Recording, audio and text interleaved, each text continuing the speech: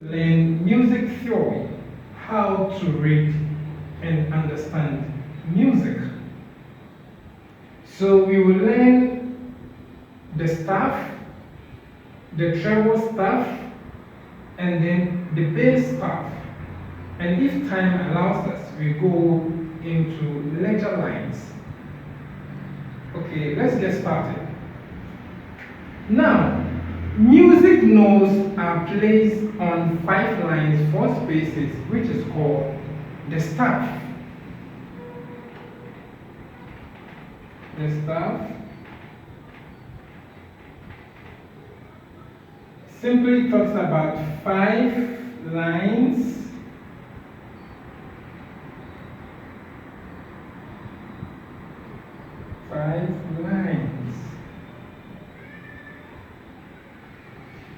Five lines, 4 spaces. So we have line 1, line 2, line 3, line 4, line 5. We have the space, space 1, space 2, space 3, space 4.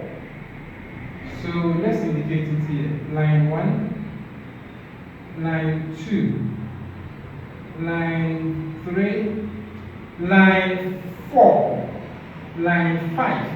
And we have space. Space 1, we have space 2, we have space 3, and we have space 4. So this makes up the staff. So musical notes are drawn on 4 lines and 5 lines, which is called the staff. Okay, now let's move away from this. Now we're moving to what is treble staff, or how do we get a treble staff? Now we know that this is a blank staff. Now in order to get the treble staff, let's do this. Let's claim this here. Let's claim this. Let's claim this one. And let's do this one. Let's clean this one. Sorry. Now, treble staff. Now, in order to get a treble staff, we place something we call the clef, the treble clef on the staff. When you put the treble clef on the blank staff, it becomes a treble staff. Now, this is the treble clef sign. There's a symbol for it.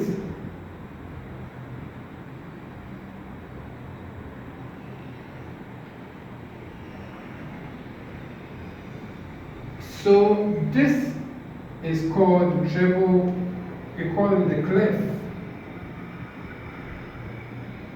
The treble clef. You can also call the treble staff G staff, and we'll get to know the reason why you can also call it the G staff. Okay, now let's name the names of the spaces of the treble staff, the name of the spaces as well as the names of the lines. We've already learned that the staff has 5 lines and 4 spaces. Now we're going to name the spaces, the name of the spaces, and then the name of the lines. This first line here is called E. Musical notes are represented with alphabetical letters, and they start from A to G. That's the musical notes. It starts from musical notes. It starts from A, we have A, we have B, we have C, we have D, we have E, we have G, and then we have A. We have G, yes, so from A to G. It is a cycle. So A, B, C, D, E, F, G. Then it starts all over again. And it starts from A, B, C. So it's a cycle. It never ends. Now, let's go to the naming. Now, this first line here, as we said, is called E. And the space here is called F. The line here is called G. And this space here is called A. The line here is called B. And the space here is C. This next line is called D. And the space here is E. We have the last line, it is called F. So you will see that they follow. We have E, we have F, we have G, we have A, we have B, we have C, we have D, we have E, we have F. Now, you will see that the spaces are already spelled with the words face, F-A-C. But for the lines, we have E, G, B, D. You can also devise an acronym for the alphabets here so that we do not forget them. So you can call this E every. You can call this G good. You can call this one B here boy. And the D here deserve. And the F here favor. So every good boy deserves favor. And the spaces are face. So you never forget about the name of the spaces as well as the name of the lines of the treble staff. Okay, now let's move to something we call the ledger lines. Why do we need the ledger lines? I will explain it. We call it the ledger. Ledger lines. When we talk about ledger lines, we are talking about short lines which are written either below or above the staff. Now, what is the purpose of ledger lines in music? The use of ledger lines in music help us to write notes below, notes which are not part of the first 5 lines and 4 spaces. The notes which fall either below the staff or fall above the staff. The use of ledger lines help us to write those notes on the staff. So for example, you could see that this is E. Now, when you come,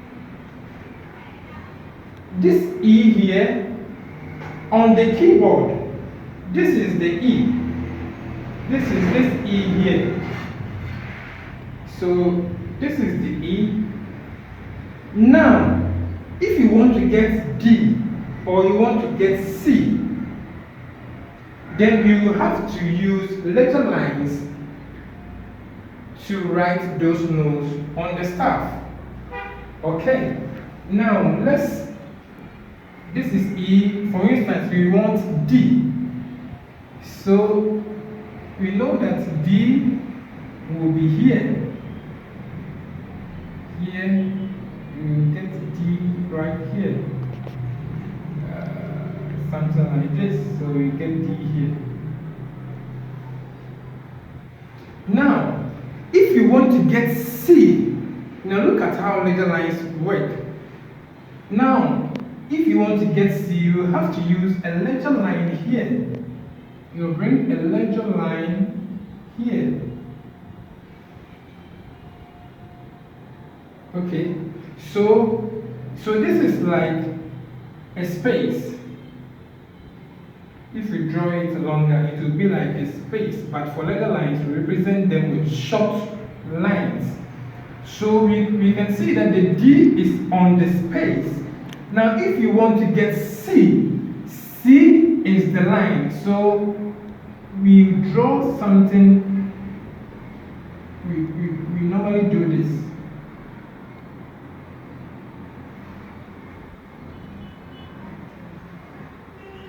So let me clean part of the D here. Okay. So you see here. So this is, let me clean it and do it well, so that you see it clearly. So we have D here, and we have a line here. So this line is C, and we call it the middle C. The C on the razor line, we call it the middle.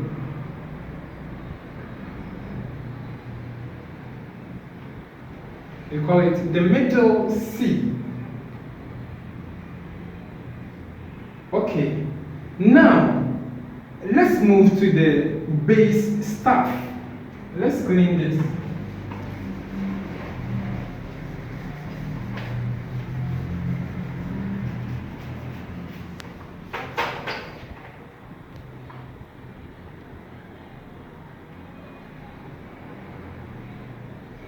So we draw our 5 lines. Second line.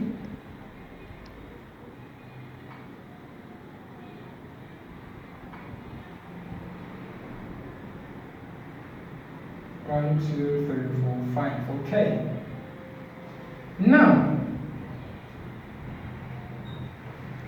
Now this is the base staff, and we are going to draw, in order for it to become the real base staff, we have to put something we call the base clef on it to make it a base staff. Now, this is the base clef.